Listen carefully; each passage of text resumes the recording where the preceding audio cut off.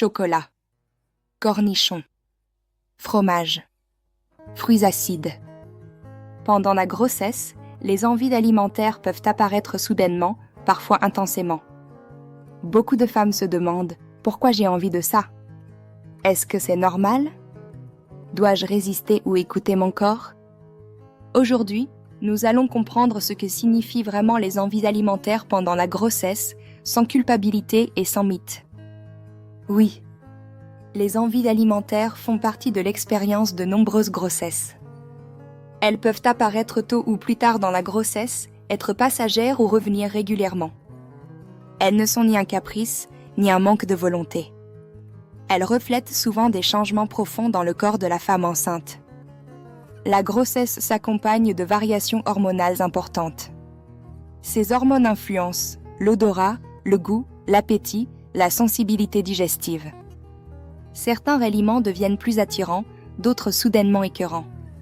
Ce phénomène est particulièrement fréquent au premier trimestre, lorsque le corps s'adapte à la grossesse.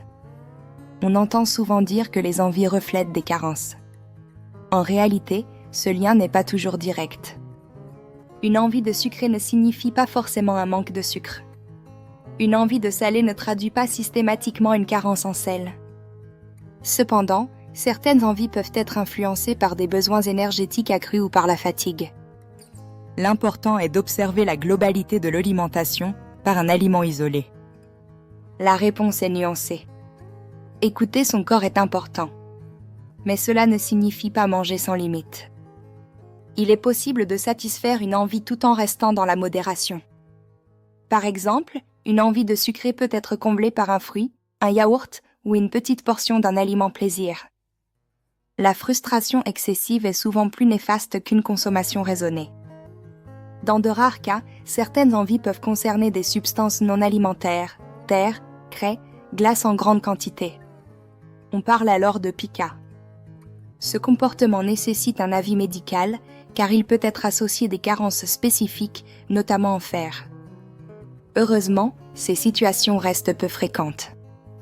Les envies alimentaires font partie du dialogue entre le corps et l'esprit pendant la grossesse. Elles ne doivent pas être une source de culpabilité. L'équilibre se construit sur la durée, pas sur un repas. Varier son alimentation, rester attentive à ses sensations et demander conseil en cas de doute sont les meilleures stratégies. Dans la prochaine vidéo, nous parlerons de la prise de poids pendant la grossesse, ce qui est normal, ce qui varie d'une femme à l'autre et pourquoi les chiffres ne racontent pas toute l'histoire.